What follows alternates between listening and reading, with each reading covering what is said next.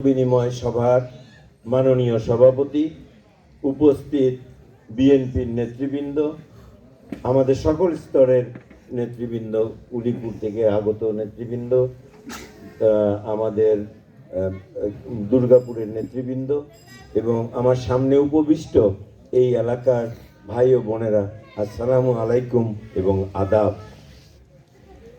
আজকে আমরা অনেক কথাই শুনলাম, তো আমি অল্প কিছু কথা বলতে চাই। বেশি কথা শুনলে মানুষ বিরক্ত হয়ে যায়। তো দুই একটা কথা বলবো। সেটা হলো, আপনারা সকলেই অবগত আছেন যে আমরা প্রায় 16-17 বছর ধরে এই যে ভোটের অধিকারের জন্য আমরা আন্দোলন করে আসছিলাম, কিন্তু আমরা এটাকে একদম একটা সুফল রেজাল্ট আনতে পারি নাই। কিন্তু গত 24 সালে 5ই আগস্ট ছাত্র জনতা, সাধারণ মানুষের, আপনাদের ভাই বোনের সকলের এই আন্দোলনের ফসল হিসেবে আজকে আমরা দেশে, যেমন আজকেই অ্যানাউন্স হয়ে গেল যে আগামী 12 তারিখে একটা নির্বাচন হবে, 12ই ফেব্রুয়ারিতে একটা নির্বাচন হবে। সেই নির্বাচনটা কিরকম হবে? একটা সুষ্ঠু নির্বাচন হবে, যেটা আমরা গত 15 থেকে 20 বছর দেখতে পারি নাই। আমরা ভোট দিতে পারি নাই। এখানে অনেক যুবক আছেন যারা প্রথমবার ভোটার হয়েছেন, কিন্তু জীবনে কোনোদিন ভোট দিতে পারে নাই। আর আমরা যারা সিনিয়র ভোটার আছি, তারাও আমরা ভোট দিতে পারি নাই। তো এই পরিস্থিতি থেকে আমাদের দেশে যে রাজনৈতিক প্রেক্ষাপটটা বদলি হয়ে গেল, এটা একটা চমকপ্রদ একটা, কি বলবো আমি, একটা বিষয়ে যেটা বিশ্বাসই করা যায় না, যে হঠাৎ করে একটা বিপ্লবের মাধ্যমে এই দেশের এত বড় একটা পার্টি, যে তাকে পুরা তার ক্যাবিনেট, তার সংসদ সদস্য সহ এবং তাদের নেতৃবৃন্দ সহ এই দেশ থেকে পালিয়ে যেতে হলো। এটা একটা আশ্চর্য বিষয়, এটা ইতিহাসে একটা বিরল ঘটনা। তো এটার পরে আমাদের যে সুযোগটা এসছে, সেটা হলো গণতন্ত্র পূর্ণ প্রতিষ্ঠা করা। এটা হলো ফার্স্ট। এইটার সুযোগ নিয়ে আপনারা হয়তো জনাব তারেক রহমানের কথা শুনেছেন। জনাব তারেক রহমান বলেছেন উনি এইটা বাংলাদেশকে একটা বৈষম্যহীন সমাজ তৈরি করতে চান। কেন বলেছিলেন? উনি শিক্ষা নিয়েছেন যে গত মুভমেন্টের সময় এই যে 24 সালে যে ঘটনা ঘটেছিল, এটা একটা কিন্তু ছোট্ট বৈষম্য নিয়ে শুরু হয়েছিল, এই চাকরি বাকরির কোটা মোটা নিয়ে। এইটার থেকে কত বড় ঘটনা ঘটে গেছে।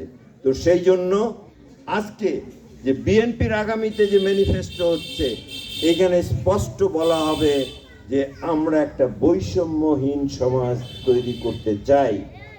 তার 1 নম্বরে আসছে যে ধর্মের মধ্যে বৈষম্য আনতে হবে। ধর্মের মধ্যে আমরা কোনো বিভেদ করতে পারবো না।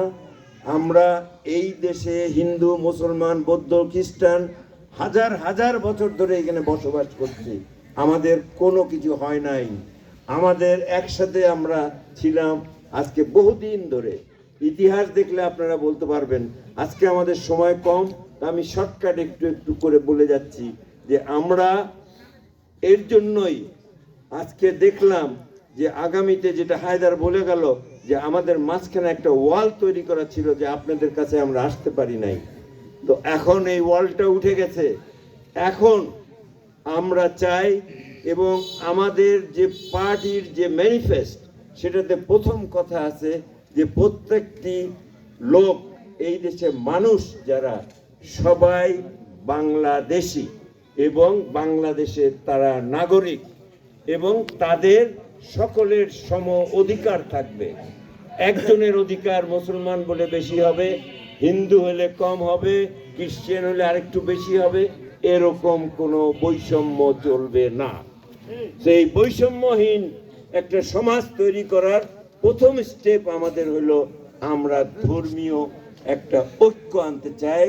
আমরা যেরকম ভাবে হাজার হাজার বছর বেঁচে ছিলাম, আমরা এরকম ভাবে এই ভাই বোন হিসেবে আমরা বেঁচে থাকতে চাই। আমরা দেখেছি যে গত 5ই অগাস্টের পরে অনেক জায়গায় গন্ডগোল হয়েছে, অনেক জায়গায় অনেক কিছু হয়েছে, কিন্তু আমরা বলতে পারি যে আমাদের উলিপুরে ওরকম কোনো ঘটনা ঘটে নাই। উলিপুরে আমরা ঘটতে দেই নাই, কারণ আমরা জানি আমাদের এইখানে যত হিন্দু ভাই আছে আমাদেরকে ভোট না দিলেও আমাদের সাথে তাদের সম্পর্ক কোনোদিনও খারাপ ছিল না, সব সময় ভালো সম্পর্ক রেখে গেছি আমরা। কিন্তু আমরা হয়তো জানি না কি অদৃশ্য কারণে বা কেউ বা কাহারা আপনাদেরকে সকলকে বলতো নৌকা মানে হিন্দু, হিন্দু মানে নৌকা, এই কথাটা খুব একটা ড্যামেজিং করে দিয়ে গেছিল। তো সেই জন্য আমরা মনে করি এটার থেকে আমরা বের হয়ে আসতে চাই। আমরা এখন এক, আমরা আপনাদেরকে, আপনারা বিএনপি সরকারের আমলে আরো অনেক বেশি আপনারা শান্তিতে থাকতে পারবেন। আমাদের তারেক রহমান সাহেব বলেছেন যে আমরা আপনাদেরকে স্বপ্ন দেখাইতে চাই না যে আমরা কয়দিনের মধ্যে এই দেশটাকে সিঙ্গাপুর করব বা লন্ডন তৈরি করব, না, এটা সম্ভব না। যেটা আমরা করব, আমরা সমাজের মধ্যে এরকম যেসব বৈষম্য আছে এগুলো সরিয়ে দিব। 1 নম্বর বিষয় বলেছেন উনি, অর্থনৈতিক বিষয় বলেছেন। উনি বলেছেন যে বাংলাদেশের অনেক জায়গায় সেখানে উন্নয়নেরও আপনার বৈষম্য ছিল, অনেক জায়গায় আমরা উলিপুরবাসী তথা কুড়িগ্রামের লোকরা আমরা সবচেয়ে বঞ্চিত, আমাদের উপরে সবচেয়ে বৈষম্য করা হয়েছে আমাদের উন্নয়নের ব্যাপারে। এটা আমাদেরও দোষ আছে এবং সরকার ইচ্ছা করে নাই, সেটাও ঠিক। সরকারের কাছে পয়সাও ছিল না। আপনারা জানেন যে এইখানে মেগা প্রজেক্ট করে, মেগা চুরি করে এই লোকগুলা ব্যাংক ট্যাঙ্ক থেকে আরম্ভ করে এই দেশকে একদম গরিব করে ফেলে দিছে। আজকে আমি যেটা দেখতে পারি, উলিপুরে যখন ঘুরি, আমি যে লোকটাকে 5 বছর আগে দেখেছি সেই লোকটা এখন আরো গরিব হয়ে গেছে। আর যারা বড় লোক ছিল, ঢাকায় 1000 লোক, এই তারা দেখছি আরো বড় লোক হয়ে গেছে, অনেক বড় লোক হয়ে গেছে। এইটাই হাসিনা তৈরি করে দিয়ে গেছিল, এই দেশে গরিবকে গরিব বানিয়ে দিয়ে গেছে এবং আপনার যারা ধনী ছিল তাদেরকে আরো ধনী বানিয়ে দিয়েছে। আমরা এটা চাই না। আপনারা জানেন আমরা শহীদ প্রেসিডেন্ট জিয়াউর রহমানের দল। শহীদ প্রেসিডেন্ট জিয়াউর রহমান সবসময় বলতেন যে 68,000 গ্রাম বাঁচলে বাংলাদেশ বাঁচবে। আমরা সেই থিওরিতে বিশ্বাস করি, সেই থিওরিতে আমরা বিশ্বাস করি। সেই জন্য আমাদের উন্নয়ন প্রক্রিয়া শুরু হবে গ্রাম থেকে। এই যে গ্রামের রাস্তাঘাট, গ্রামের স্কুল পাঠ, এই যে হসপিটাল, স্বাস্থ্য কেন্দ্র, এইসব নিয়ে আমরা কাজ শুরু করব। আমাদের আজকে মাননীয় সভাপতি আমাকে বলছেন যে আমাদের এই এলাকার উন্নয়ন সম্বন্ধে 2-4 কথা বলতে। সেটা ঠিক, দাদা ঠিকই বলছেন, কিন্তু দাদা আমাদের কি বলবো, সুবিধার চেয়ে অসুবিধা অনেক বেশি। কোথায় যে হাত দিবেন, কোথা থেকে শুরু করবেন, এটা বোঝা খুব মুশকিল। এই অবস্থায় আমরা আছি, দেশের অর্থনীতি খুব খারাপ অবস্থায় আছে। তবু আমরা মনে করি আমরা 25 বছর ধরে আজকে উলিপুরের রাজনীতির সাথে খুব কঠোর, মানে একদম নিচের লেভেল থেকে আমরা জড়িত। আমরা উলিপুরের প্রত্যেকটা সমস্যা জানি, কিন্তু আমরা সমাধান করতে পারি নাই। এইবারে আমাদের প্রথম একটা সুযোগ এসছে যে আমরা যদি এইবার জয়ী হতে পারি তো ইনশাল্লাহ আমাদের যেসব আমাদের সমস্যাগুলো আছে এগুলো আমরা সমাধান করতে পারতাম। তার মধ্যে আমি আসি, দাদা আপনার কথা উত্তর কিছু না দিলে তো হবে না। 1 নম্বর আমাদের সমস্যা হলো শিক্ষিত বেকার। এই যে হাজার হাজার শিক্ষিত বেকাররা ঘুরে বেড়াচ্ছে, আমাদের কত মা বোনরা, বৃদ্ধ মাতা পিতা অনেক কষ্ট করে তাদের ছেলে পেলেদের লেখাপড়া শিখিয়েছেন।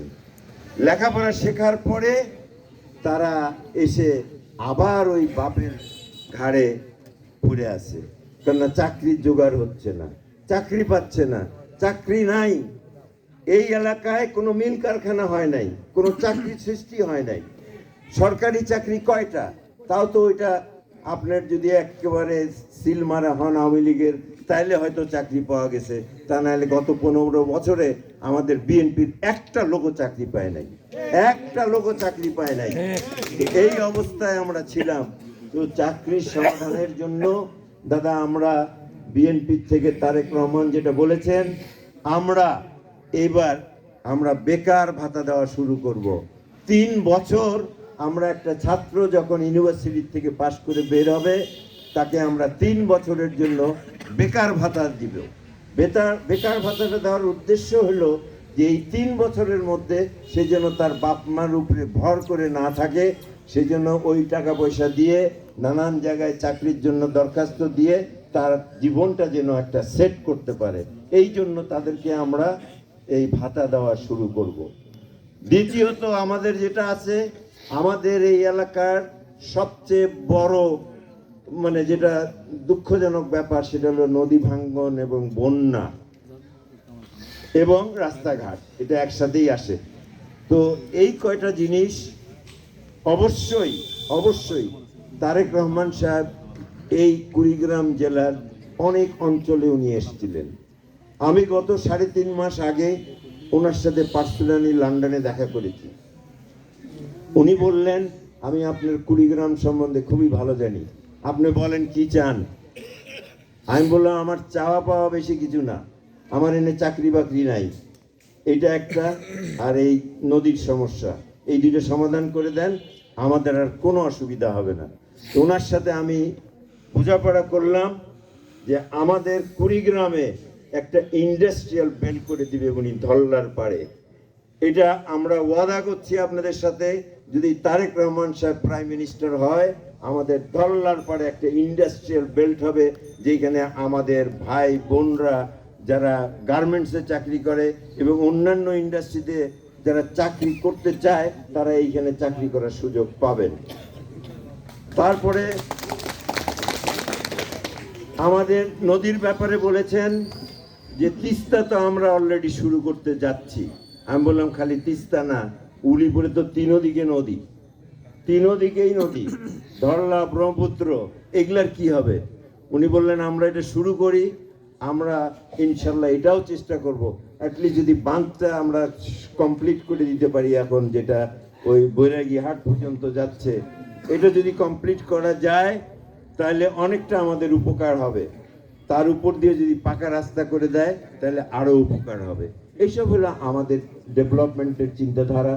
তারপরে আপনি জানেন যে শহীদ প্রেসিডেন্ট জিয়া রহমানের যেসব স্বপ্ন ছিল, এই দেশকে কিভাবে উনি দেখতে চেয়েছিলেন, খালেদা জিয়া মহিলাদের জন্য কি কি কাজ করেছিলেন, যেমন উনি এই যে সবাইকে বিনা পয়সায় শিক্ষার ব্যবস্থা করে দিয়েছিলেন, এটা এখনো কন্টিনিউ করছে। তারপরে হলো যে আপনার মেয়েদের ওই একটা উপবৃত্তি দেওয়া হতো, এটাও বোধহয় দেওয়া হচ্ছে। তারপরে জিডি ওই যে ভিজিএফ ভিজিডি কার্ড, এইসব সব তো চলছেই। কিন্তু আমাদের জনাব তারেক রহমান সাহেবের যে টিম আছে, ওনারা মনে করেন যে এগুলা সব কিছু বাড়াইতে হবে। একটা লোককে আজকে যে এই বৃদ্ধ ভাতা দেওয়া হয়, এই ভাতায় কারো চলে না, ওটাতে কোনো লাভ হয় না, খামাকা নষ্ট এই টাকাটা। এর চেয়ে বরঞ্চ বেশি করে দিলে যদি কম লোকও পায় তাহলে ভালো হবে এটা। তো এটা আমাদের দেখার বিষয় আছে, এটাতে কি করতে পারি আমরা। তো আমাদের উন্নয়নের অনেক কিছু প্রোগ্রাম আছে, কিন্তু আমরা উন্নয়ন শুরু করব গ্রাম থেকে ইনশাল্লাহ। আপনাদের এই এলাকায় দুর্গাপুর আমাদের জন্য খুব ইম্পর্টেন্ট জায়গা। এই রাস্তায় আমরা সব সময় কুড়িগ্রামে যাই, কুড়িগ্রামের লোক আসে দেখে। তো আমরা এই রাস্তাটা সৌন্দর্য বৃদ্ধি করার জন্য অনেক আলোচনা করেছি, যাতে আরেকটু বড় করা যায়, কারণ এটা মেইন রোড হয়ে গেছে এখন। তো এইসব নিয়েও আমরা আলোচনা করেছি।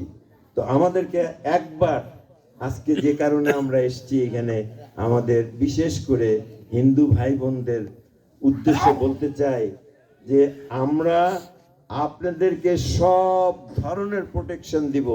আপনাদের যেটা দরকার, আপনারা এখানে যাতে মাথা উঁচু করে চলতে পারেন আরেকজন সিটিজেনের মতন, একই অধিকার নিয়ে যেন আপনারা এখানে বেঁচে থাকতে পারেন।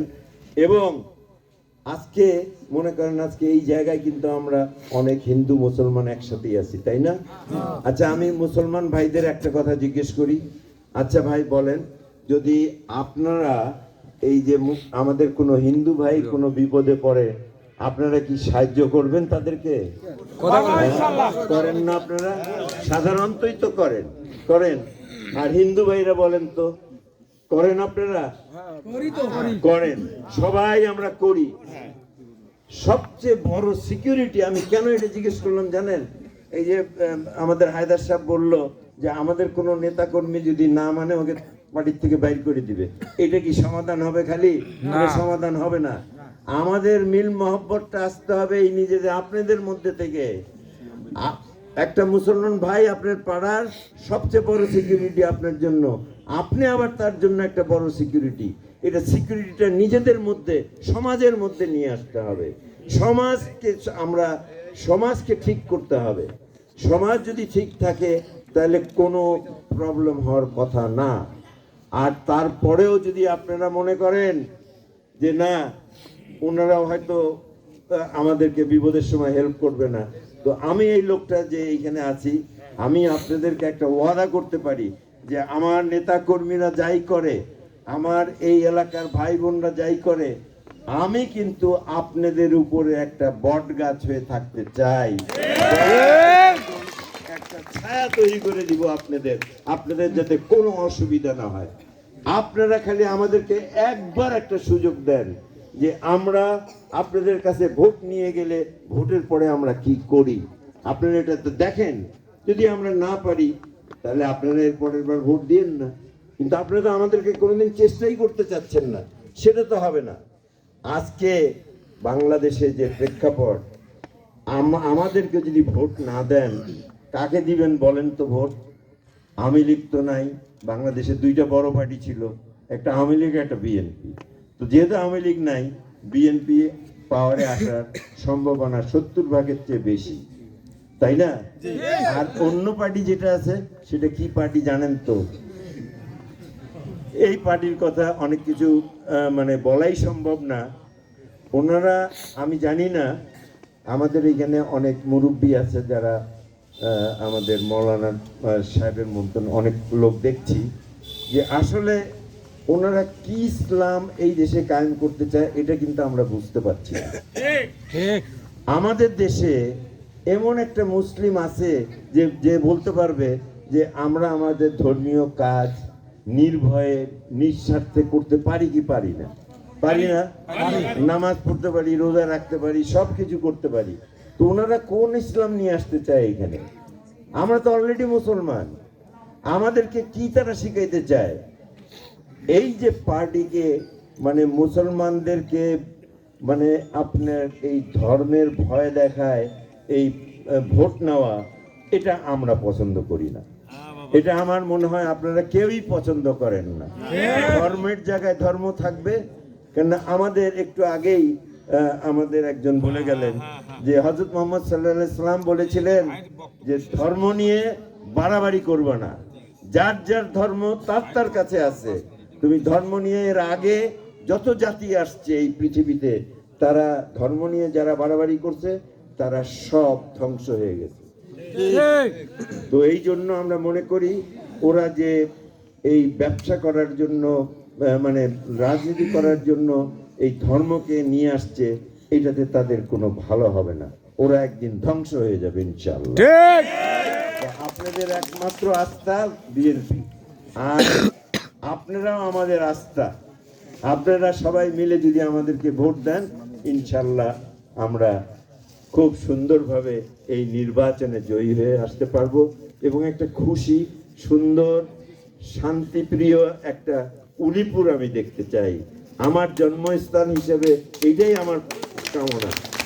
তো আপনারা সকলে আমাদের জন্য আশীর্বাদ রাখবেন, দোয়া করবেন, যাতে আমরা এই নির্বাচনটি সুন্দরভাবে পরিচালনা করে আমরা এইখানে যদি এমপি হয়ে আসতে পারি।